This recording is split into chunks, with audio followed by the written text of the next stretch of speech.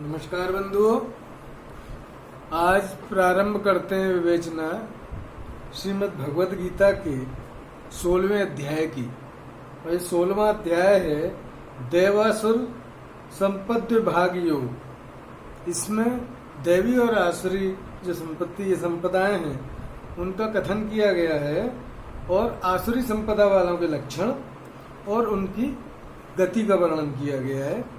शास्त्र विपरीत आचरणों को त्यागने और शास्त्र के अनुकूल आचरणों के लिए प्रेरणा करी गई है। तो इसमें जो दैवी जो संपदा है और दैवी आचरण से क्या होता है, हमें मुक्ति मोक्ष की प्राप्ति होती है, हमें संसार के बंधनों से छूट जाते हैं। और आसुरी जो संपदा है वो हमें बांधने वाली होती है। इस जीवन चक्र के, संसार के चक्र में, जीवन मृत्यु के चक्र में मनुष्य इसमें फंसा रहता है। तो भगवान कहते हैं कि भय का सर्वथा अभाव, अंतःकरण की पूर्ण निर्मलता और तत्व ज्ञान के लिए ध्यान योग में निरंतर दृढ़ स्थिति, यानी जो निर्भय होकर रहता है व्यक्ति और जिसका चित्त बिल्कुल साफ है, मन बिल्कुल साफ है, और जो ध्यान योग में जिसकी के ईश्वर के ध्यान में बिल्कुल जो है दृढ़ स्थिति हो गई है, और जो सात्विक दान, इंद्रियों का दमन, भगवान देवता और गुरुजनों की पूजा तथा अग्निहोत्र आदि उत्तम कर्मों का आचरण एवं वेद शास्त्रों का पठन पाठन तथा भगवान के नाम और गुणों का कीर्तन। तो जो दैवी संपदा वाला मनुष्य है वो क्या करता है, इंद्रियों का दमन, इंद्रियों को अपने कंट्रोल में रखता है, भगवान का, देवता का और गुरुजनों का वो पूजा करता है, उनका आदर करता है और अपने यज्ञ कार्य करता है और शास्त्रों का अध्ययन करता है। भगवान के नाम और गुणों का वो महिमा गाता है, उनका कीर्तन करता है और अपने कर्तव्य पालन में जो कठिनाइयां आती हैं उनको जो है वो हंसते हंसते सहता है और उसको एक तप मान के अपने जीवन को व्यतीत करता है। और उसके शरीर और इंद्रियों से वो जो है अंतःकरण बहुत सरल होता है, वो जो है कोई कुटिलता नहीं होती है, बिल्कुल सीधा साधा अंतःकरण से वो व्यक्ति होता है। फिर और दैवी संपदा की क्या लक्षण है, मन, वाणी और शरीर से किसी को किसी प्रकार कष्ट न देना, और यथार्थ और प्रियभाषण, यानी मन वचन और कर्म से किसी को कोई प्रतिकूल चीज नहीं बोलना, किसी का दिल नहीं दुखाना और प्रिय बोलना और मधुर बोलना। और अपना अपकार करने वाले पे भी वो क्या करता है कि वो ज्यादा क्रोधित नहीं होता है। और कर्मों में कर्तापन के अभिमान का त्याग और अंतःकरण की उपरति तथा चित्त की चंचलता का अभाव। और जो भी कर्म करता है वो उसमें वो अहंकार, अहम भाव और कर्तापन को और फलाशा को त्याग के वो कर्म करता है, निराभिमान रहता है। और मन उसका क्या रहता है कि जो परमात्मा में स्थिर रहता है, जो भी कार्य करता है वो ईश्वर को अर्पण करके ब्रह्म बुद्धि से वो सारे कार्य अपने करता है और अपने इष्ट को समर्पित करके भगवान कृष्ण को अर्पण करके वो अपना सारा जीवन जीता है। अंतःकरण की उपरति अर्थात चित्त की चंचलता का अभाव, किसी की भी निंदादि न करना तथा सब भूत प्राणियों में हेतु रहते हैं। और वो दिन भर ये नहीं है वो किसी की बुराई करने में लगे रहते हैं, इसकी बुराई कर दी, उसकी बुराई चालू कर दी, नहीं, उनका काम है अपने मन का और इंद्रियों का निग्रह करना और अपने चित्त को परमात्मा में केंद्रित रखना और अपने कार्य पे फोकस करना। विषयों के साथ संयोग होने पर भी उनमें आसक्ति का न होना, कोमलता और लोक और शास्त्र के विरुद्ध आचरणों में लज्जा, और सभी प्राणियों में उनको अहेतुक जो है वो दया और कृपा उसके मन में होती है, सभी प्राणियों पर दया का भाव रहता है। और जो विषयों में, संसार में जो कुछ भी वो भोगता है उनमें भी उसकी कोई आसक्ति नहीं होती है, उसमें अटैचमेंट नहीं होती है। और शास्त्र के विरुद्ध आचरण करने में लज्जा जो है उसे आती है, यानी वो शास्त्र के विरुद्ध आचरण नहीं करता है। शास्त्र के विरुद्ध आचरण क्या है कि दिन भर छल कपट चोरी चमोरी करना, ये करना, लोगों को ठगना, बेवकूफ़ बनाना, ये सारे कार्य अगर कोई दैवी प्रकृति का व्यक्ति है तो वो ये सब गलत कामों में इन्वॉल्व नहीं होगा। वो जो भी कार्य करेगा वो कार्य करेगा जिससे कि संसार का भला हो, सबका संसार का उत्थान हो, हैं, और सभी का कल्याण, विश्व का कल्याण हो, परमार्थिक कार्य करेगा। और जो कोई भी जो है उसके मन में वो व्यर्थ की चेष्टा नहीं होगी, व्यर्थ के काम वो नहीं करता है, वो जो काम करेगा सार्थक वर्ग करेगा। फिर तेज, क्षमा, धैर्य और बाहर की शुद्धि। तो जो दैवी प्रकृति के व्यक्ति में एक विशेष तेज होता है। तेज क्या होता है? तेज उस शक्ति को कहते हैं कि हमारे अंदर ईश्वर की जब कृपा होती है तो कुछ ऐसे परिवर्तन आते हैं और सूक्ष्म रूप में उसका ऐसा प्रभाव होता है। चेहरे का आभामंडल तो तेजस्वी हो ही जाता है, लेकिन वो जो व्यक्ति, दैवी प्रकृति का व्यक्ति अगर कहीं खड़ा है तो उसकी जो किरणें अंदर से निकलती हैं उसके प्रभाव से जो दुष्ट मनुष्य हैं उनमें भी जो है वो थोड़ा परिवर्तन आने की संभावना रहती है कि उसका जो है प्रभाव पड़ता है कि सब लोग उससे प्रभावित हो जाते हैं।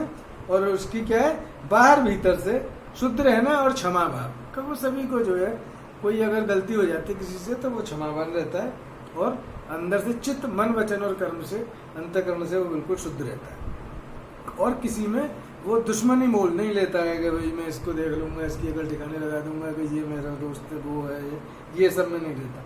तो ये तो, और अपने में पूज्यता के अभिमान का अभाव, और वो अभिमानी नहीं होता है कि भाई आओ मेरी पूजा करो, मैं वजह पूजनी हूँ कि मैं ये हूँ, नहीं, वो साधारण व्यक्ति की तरह रहता है। क्योंकि ज्ञानी होना ये कोई, या योगी होना ये कोई अभिमान का विषय नहीं है। ये तो भाई आपसे उम्मीद की जाती है। आपने अगर मनुष्य जन्म लिया है तो ये तो आपसे उम्मीद है कि आप ऋषियों के रास्ते पर चलेंगे, दैवी जो है प्रकृति को धारण करके, और आप ईश्वर में चित्त स्थिर करके मोक्ष को प्राप्त होंगे और पारमार्थिक कर्म करेंगे। ये तो मनुष्य से, यही मनुष्यता है, ये तो मनुष्य से एक्सपेक्टेड है। तो इसमें अभिमान क्या करना है? ये तो एक साधारण सी चीज है। हाँ, असाधारण चीज ये होती है कि जो सत्य मार्गी मनुष्य जब असत्य के मार्ग पर चलने लगे तब ये जो है जरूर अचरज की बात होती है। ये जो है दैवी संपदा के लक्षण हो गए पुरुष वालों के।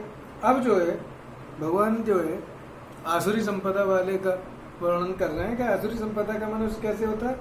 हे पार्थ, दंभ, घमंड और अभिमान, और दिन भर भरे हुए हैं कि हमारे मुकाबले कोई नहीं है, हैं? मैं सबसे बड़ा हूँ, मैं ये हूँ, मैं यज्ञ करता हूँ, मैं दान देता हूँ, मैं बहुत बड़ा जो है पैसे वाला हूँ, बहुत दानी है, हमने ये कर दिए, इतनी प्याऊ खुलवा दी, इतना राशन बांट दिया, इतने लोगों को ये खिला दिया, वो कर दिया। ये जो चीजें हैं, ये पार्थ दंभ, घमंड, अभिमान तथा क्रोध, कठोरता और अज्ञान, और जो कोई उनके मन के खिलाफ बोल दे उसी पे जो है चढ़ाई कर देना, क्रोधित हो जाना, है, कठोरता, और बहुत ही कठोर निर्णय लेना। दूसरों पे भी जो है अपने प्रति भी कठोर रहता है और दूसरे के प्रति भी वो कठोरता अपनाता है। और ये सब आसुरी संपदा को लेकर उत्पन्न हुए पुरुष के लक्षण हैं। तो आसुरी व्यक्ति जो है क्या होता है, वो बहुत निर्मम होता है, बहुत कठोर होता है। अपने लिए चाहे वो कठोर ना हो, लेकिन दूसरे के लिए तो बहुत कठोर होता है। आगे भगवान कहते हैं कि दैवी संपदा मुक्ति के लिए और आसुरी संपदा बांधने के लिए मानी गई है। इसलिए हे अर्जुन, तू शोक मत कर, क्योंकि तू दैवी संपदा को लेकर उत्पन्न हुआ है। भगवान कह रहे हैं कि भाई ये जो है, ये दो प्रकार के जो संपदाएं हैं, प्रकृति हैं, ये में जो दैवी संपदा है वो तो मनुष्य को वो मोक्ष मार्गी है, वो उसको इस संसार के भवसागर से पार ले जाने वाली है। और जो आसुरी संपदा है वो मनुष्य को बांधने वाली है और उसको अधोगति में, गर्त में ले जाने वाली होती है। हे अर्जुन, इस श्लोक में भूतों की सृष्टि यानी मनुष्य समुदाय दो ही प्रकार का है, एक तो दैवी प्रकृति वाला और दूसरा आसुरी प्रकृति वाला। उनमें से दैवी प्रकृति वाला तो विस्तार पूर्वक कहा गया, अब तो आसुरी प्रकृति वाले मनुष्य समुदाय को भी विस्तार पूर्वक सुना। भगवान कह रहे हैं भाई ये दैवी प्रकृति वाले की और आसुरी प्रकृति वाले दो तरीके का मनुष्य है। ये जो है दैवी वाले का तो वर्णन हो गया, अब मैं आसुरी वाले का मैं विस्तार से वर्णन करता हूँ। आसुरी स्वभाव वाले मनुष्य प्रवृत्ति और निवृत्ति इन दोनों को ही नहीं जानते, इसलिए उनमें न तो बाहर भीतर की शुद्धि है, न श्रेष्ठ आचरण है और न सत्य भाषण ही है। अब आसुरी प्रवृत्ति वाला यह नहीं जानता है, प्रवृत्ति बोलते हैं किसी कार्य में प्रवृत्त होना, न तो वो ये जानता है मुझे ये काम करना चाहिए, और न वो ये जानता है कि ये काम मुझे नहीं करना चाहिए, इस कार्य को त्यागना चाहिए। तो उसको प्रवृत्ति और निवृत्ति का ज्ञान नहीं होता है। तो इसमें न तो अंदर की, न तो चित्त की शुद्धि होती है, न वाणी की शुद्धि होती है, न कर्म की शुद्धि होती है। वो जो है उसका आचरण क्या होता है, वो अशुद्ध आचरण हो जाता है, उसका गलत आचरण होता है, और न वो सच बोलता है, दिन भर वो हर चीज में झूठ बोलता रहता है। वे आसुरी प्रकृति वाले मनुष्य कहा करते हैं कि जगत आश्रय रहित, सर्वथा असत्य और बिना ईश्वर के अपने आप केवल स्त्री पुरुष के संयोग से उत्पन्न है। अब आसुरी पुरुष वाले कहते हैं कि ये कोई भगवान ने नहीं बनाई है संसार, ये तो अपने आप चल रहा है, और यह खाली जो है वो स्त्री पुरुष के संयोग से पैदा हुआ है, और इसका खाली ये है कि भोग भोगो और आप जो है खूब जो है खाओ पियो और मौज करो, ठीक है, और केवल भोग भोगना और अपनी कामनाओं की पूर्ति करना ही संसार का उद्देश्य है, और इसके सिवा दुनिया में कुछ नहीं है। भैया यहाँ आए हो तो ऐश करो, ठीक है। ये जो है आसुरी प्रकृति वाला मनुष्य सोचता है। इस मिथ्या ज्ञान को अवलंबन करके जिसका स्वभाव नष्ट हो गया है तथा जिनकी बुद्धि मंद है, वे सब का अपकार करने वाले क्रूर कर्मी मनुष्य केवल जगत के नाश के लिए ही समर्थ होते हैं। भगवान कह रहे हैं कि भाई ये जो उनका मिथ्या ज्ञान है, ये ज्ञान जो है असत्य ज्ञान है, ये अज्ञान है। तो इससे जिसकी बुद्धि नष्ट हो गई है, और जो बुद्धि जो मंद हो गई है, भ्रमित हो गई है, और जो सबका नुकसान करते हैं, ऐसे क्रूर स्वभाव के मनुष्य, कठोर स्वभाव के मनुष्य, और क्रूर निर्मम जो है वो इस दुनिया में सिर्फ बिगाड़ने का ही काम करते हैं, संसार का नाश ही करते हैं। जितने भी गलत काम है, क्रिमिनल एक्ट है, एंटी सोशल एक्ट है, वो सब जो है इसके अंतर्गत आ जाते हैं। वे दंभ, मान और मद से युक्त मनुष्य किसी प्रकार भी पूर्ण न होने वाली कामनाओं का आश्रय लेकर अज्ञान से मिथ्या सिद्धांतों को ग्रहण करके और भ्रष्ट आचरणों को धारण करके संसार में विचरते हैं। तो वो जो आसुरी प्रकृति वाले लोग हैं, वो बहुत दम्भी, बहुत घमंडी, अशुद्ध आचरण वाले हैं। वो क्या अपने ही जो है मन में कल्पनाएं बना लेते हैं, और जो है अज्ञान से ही वो झूठ मूठ के अपने जो है गलत सलत सिद्धांत बना के और अपना जो है गलत आचरण करके संसार में घूमते हैं, क्योंकि वो जो कहें हैं वही सही। तो जैसे तुलसीदास जी कह गए हैं कि समरथ को नहीं दोष गुसाई, तो कहीं से भी उन्होंने अपना माया अर्जित कर लिया, और फिर माया के जोर से पता लगा बड़े बड़े सबको प्रताड़ित किए हुए हैं, उनका रुतबा है? तो उन्होंने क्या है कि उनका इतना रुतबा हो जाता है कि सब उनको देखकर थर थर कांपते हैं और सलूट मार रहे हैं, जी हुजूरी कर रहे हैं। तो वो सबको अपने हरदम में लेते हैं, गलत सलत आचरण करते हैं, सज्जन मनुष्यों को भी वो परेशान करते हैं। तथा वे मृत्यु पर्यंत रहने वाली असंख्य चिंताओं का आश्रय लेने वाले, विषय भोगों के भोगने में तत्पर रहने वाले और इतना ही सुख है इस प्रकार मानने वाले होते हैं। और वो क्या है, लेकिन उनको टेंशन बहुत होती है भाई। आसुरी प्रकृति वाला मनुष्य क्या है, वो बेचैन रहता है, चैन की नींद नहीं सो पाता है। सोएगा तो पौआ लगा के सोएगा, नशा करके सोएगा, गलत काम।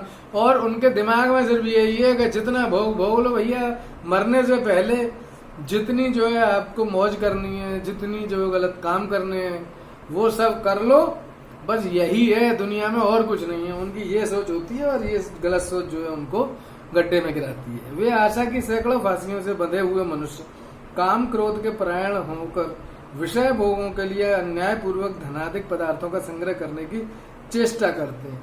अब जो क्या है कि तमाम तरीके की उन्होंने आशाएं पाल ली हैं, उन आशाओं की पूर्ति करने के लिए आशाओं का महल बना लिया है कि इतनी जो भैया यहाँ इतना कट मिलेगा, इतना कमीशन मिलेगा, व्यभिचार कर रहे हैं, तो होटलों में अपना जाके कुछ गलत काम भी कर रहे हैं, इतना पैसा का बस सिर्फ इसलिए पैसा कमा रहे हैं कि मैं ज्यादा से ज्यादा इस संसार को भोग सकूं। लेकिन बंधुओं, ये दुनिया का सारा भोग भी अगर एक मनुष्य को दे दिया जाए तो वो जो है पूर्ण संपूर्ण पृथ्वी का जो भोग है, वो भोग भी किसी एक व्यक्ति की इच्छा की और कामना की पूर्ति नहीं करता। क्योंकि ये जो कामदेव है, इसको जितना चढ़ावा चढ़ाएंगे, जितना कामनाओं को भोगेंगे, जितने भोग को भोगेंगे, वो आग उतनी तेज जो है वो प्रज्वलित होती है, और कभी मनुष्य संतुष्ट नहीं होता है, और वो चिंतित रहता है, टेंशन में रहता है। तो वे सोचा करते हैं कि मैंने आज ये प्राप्त कर लिया, इस मनोरथ को प्राप्त कर लूंगा, मेरे पास ये इतना धन है और फिर ये हो जाएगा, वो शत्रु मेरे द्वारा मारा गया, उन दूसरे शत्रुओं को भी मैं मार डालूंगा, मैं ईश्वर हूँ, ऐश्वर्य को भोगने वाला हूँ, मैं सब सिद्धियों से युक्त हूँ और बलवान तथा सुखी हूँ। आसुरी प्रकृति वाला मनुष्य ने अपने टारगेट गोल बनाए हुए हैं कि यहाँ से यहाँ तक ये मेरा इलाका है, ये मेरी बिल्डिंग है, मैं ये बनाऊंगा, इस पे कब्जा करना है, उस पे कब्जा करना है, ठीक है। ये सब करते हुए वो अपने अपने जो है नए नए मनोरथ अपने मन में पाल के और उसके लिए धन संपत्ति इकट्ठी करके वो काम करता रहता है और वो अपना यही गुणा भाग लगाएगा कि मैंने इसको निपटा दिया, उस शत्रु को निपटा दिया, फलाने इसको और देखना है, ये मेरे रास्ते काटा, इसको भी भाई जो है कहीं ठिकाने लगवाना है। तो इस तरीके से वो जो है व्यक्ति वो हर वक्त बेचैन रहता है और इन्हीं सब चिंताओं से अंदर से वो धीमे धीमे धीमे धीमे धीमे धीमे उस पर जो है चिंताओं का और टेंशन का इतना भजन हो जाता है कि वो निरोगी भी हो जाता है। वह शत्रु मेरे द्वारा मारा गया, उन दूसरे शत्रुओं को भी मैं मार डालूंगा, मैं ईश्वर हूँ, ऐश्वर्य को भोगने वाला हूँ, मैं सब सिद्धियों से युक्त हूँ और बलवान तथा सुखी हूँ। अब जब पैसा कमा लिया, सब जो है माया कमा ली, तो वो सोचता है कि भाई मैं मायापति हूँ, है तो मेरे समान दुनिया में कोई नहीं है, मैं ही सिद्ध हूँ, मैं ही बहुत बड़ा योगी हूँ और इस जो है संसार पे जो मैं कहूँगा वही चलेगा, है। तो हमारे बहुत से जो है योगी भी इसी में भी कभी कभी लग जाते हैं। वो भी सोचते हैं कि चलो बहुत अपना एक्सटेंशन कर लो, ये कर लो, वो कर लो, लेकिन ये सब चीजें आसुरी प्रकृति में आती हैं। चाहे हम योगी का चोला पहन लें, चाहे हम बिजनेसमैन का चोला पहन लें, चाहे हम डॉक्टर का चोला पहन लें, चाहे हम टीचर का चोला पहन लें, लेकिन अगर आपकी आसुरी प्रकृति है तो वो बंधनकारी है, मोक्षदायक नहीं है, वो कष्टकारी है, उससे आपका कल्याण नहीं होगा। तो फिर कहते हैं मैं बड़ा धनी हूँ, मैं बड़े कुटुंब वाला हूँ, मेरे समान दूसरा कौन है, मैं यज्ञ करूंगा, दान दूंगा, आमोद प्रमोद करूंगा। इस प्रकार अज्ञान से मोहित रहने वाले तथा अनेक प्रकार से भ्रमित चित्त वाले मोह रूप जाल से समावृत और विषय भोगों में अत्यंत आसक्त आसुर लोग महान अपवित्र नरक में गिरते हैं और सोचते हैं कि भाई मेरी बहुत बड़ी फैमिली है, भैया तुम्हें मालूम नहीं है 1000 आदमी का कुनबा है मेरा, इतनी जमीन पड़ी है, इतनी कुल्डे हैं, हर शहर में मेरा जो है प्लॉट है, हर शहर में मेरे जो है एक ब्रांच है, मेरा बहुत डबल कारोबार है और मेरे मुकाबले में कोई नहीं है, मैंने इतने यज्ञ कर लिए, इतना मैं दान करूंगा, ये करूंगा, मैं सब बहुत इस तरीके का जो भ्रमित चित्त हो जाता है, मोह से उनका चित्त जो है वो आवृत हो जाता है, ढक जाता है और विषय भोगों में ही आसक्त रहते हैं। ऐसे जो लोग हैं वो भगवान कहते हैं कि वो महान नरक में गिरते हैं। चाहे हम चोला ऊपर से कुछ भी पहन लें, कितना भी शराफत का चोला पहन लें, लेकिन हम अगर आसुरी प्रवृत्ति को धारण किए हुए हैं और आसुरी कर्म कर रहे हैं और आसुरी सोच है तो वो हमें नरक में ले जाती है। वे अपने आप को ही श्रेष्ठ मानने वाले घमंडी पुरुष धन और मान के मद से युक्त होकर केवल नाम मात्र के यज्ञों द्वारा पाखंड से शास्त्र विरहित यजन करते हैं। ऐसे लोग जो हैं उनमें श्रेष्ठता का अभिमान है, बहुत दम्भी हैं, वो सब क्या है यज्ञ भी करेंगे, देवताओं की पूजा भी करेंगे, जागरण भी होगा, सब कुछ होगा, लेकिन वो उनका सब अविध पूर्वक होता है और वो सब जो है लगता नहीं है, पूजा में नहीं लगता है। वे अहंकार, बल, घमंड, कामना और क्रोधादिक के परायण दूसरों की निंदा करने वाले पुरुष अपने और दूसरों के शरीर में स्थित मुझ अंतर्यामी से द्वेष करने वाले होते हैं। भगवान कह रहे हैं कि भाई इस तरह के जो अहंकारी और आसुरी प्रकृति के जो लोग हैं वो जो है दूसरे प्राणियों के अंदर में जो स्थित मैं वासुदेव हूँ उन जो है वासुदेव को भी कष्ट देने वाले और उन प्राणियों के मन को भी कष्ट देने वाले होते हैं। उन द्वेष करने वाले पापाचारी क्रूर कर्मी नराधमों को मैं संसार में बार बार आसुरी योनियों में ही डालता हूँ। अब भगवान कह रहे हैं कि भाई ऐसे व्यक्ति का जो आसुरी प्रकृति वाला है उसका फेट क्या है, उसका क्या जो है भविष्य है, तो उसका भविष्य यह है कि ऐसे जो है आसुरी प्रकृति वाले मनुष्य को भगवान बारंबार जो है जीवन चक्र में घुमा घुमा के और ऐसे ही आसुरी योनियों में उसको डालते रहते हैं। हे अर्जुन, वे मूल मुझको न प्राप्त होकर जन्म जन्म में आसुरी योनि को ही प्राप्त होते हैं, फिर उससे भी अति नीच गति को प्राप्त होते हैं, अर्थात घोर नरकों में पड़ते हैं। ऐसे मनुष्यों को जो है अगले जन्म में भी इसी टाइप से कष्टकारी जो है जन्म मिलता है। काम, क्रोध तथा लोभ ये 3 प्रकार के नरक के द्वारा आत्मा का नाश करने वाले अर्थात उसको अधोगति में ले जाने वाले हैं। अतः इन तीनों को त्याग देना चाहिए। भगवान कह रहे हैं कि काम, कामनाएं, क्रोध, अहंकार, और काम, क्रोध यानी गुस्सा, और लोभ, लालच, ये 3 प्रकार के जो है ये क्या है, नरक के द्वार है। ये है गेटवे ऑफ हेल, काम, क्रोध और लोभ। कह रहे हैं कि ये जो है आत्मा का नाश कर देते हैं, यानी जीवात्मा को मोहित करते हैं और उसको जो है जीवात्मा को नरक में, अधोगति में ले जाते हैं, और इसलिए इन तीनों को त्याग देना चाहिए। फिर भगवान कह रहे हैं अर्जुन से कि हे अर्जुन, इन तीनों नरक के द्वारा से मुक्त पुरुष अपने कल्याण का आचरण करता है, इससे वह परम गति को जाता है, अर्थात मुझको प्राप्त होता है। भगवान कह रहे हैं अर्जुन से कि भाई ये काम, क्रोध और मोह से जो व्यक्ति मुक्त है, उससे छूट गया है, जो इन झंझटों से छूट गया है, वो जो है वो मुझको ही प्राप्त होता है। ठीक है, और वो अपने कल्याण का आचरण करता है और विश्व कल्याण, आत्म कल्याण करता है। जब आत्म कल्याण हो जाता है फिर वो विश्व कल्याण में लग जाता है। जो पुरुष शास्त्र विधि को त्याग कर अपनी इच्छा से मनमाना आचरण करता है, वह न सिद्धि को प्राप्त होता है, न परम गति को, और न सुख को।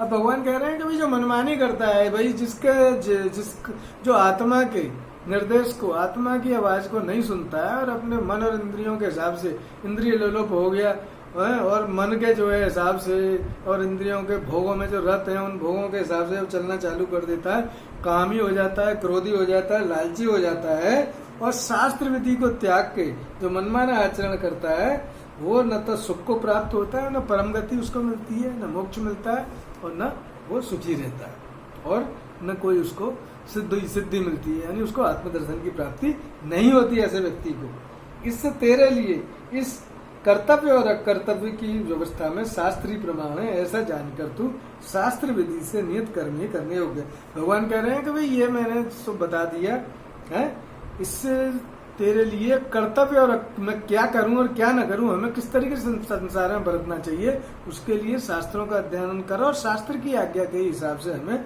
अपने कर्तव्य करने चाहिए, जिससे कि हमारा आत्मकल्याण हो और विश्व कल्याण हो और पारमार्थिक जीवन हम जी सकें। इस तरीके से 16वें अध्याय की समाप्ति होती है। ओम नमो ब्रह्मा, अहम ब्रह्म, वयम ब्रह्म, सर्व ब्रह्म, शिवाय सततम न। ओम श्री ब्रह्मस्प्रियाहारम। ओम तत्सत ब्रह्मार्पणमस्तु। ओम शांति शांति शांति। ओम भूर्भुवः स्वः तत्सवितुर्वरेण्यं भर्गो देवस्य धीमहि धियो यो न प्रचोदयात्। बंधुओं, आप जो है दिव्यदर्शी.com को सर्च करें, वहाँ पे बहुत से ब्लॉग दिए हैं और बहुत से ऑडियो बुक भी 3 लगी हुई हैं, जो कि आपके लिए बहुत सहायक होंगे। और जो हमारी हेल्थ है, एक बार और देख लें कि health is a perfect state of physical, mental, social and spiritual well being. ये हेल्थ कोई ये नहीं है कि भाई जिम में जाके बॉडी बना ली तो हम हेल्थी हो गए, नहीं।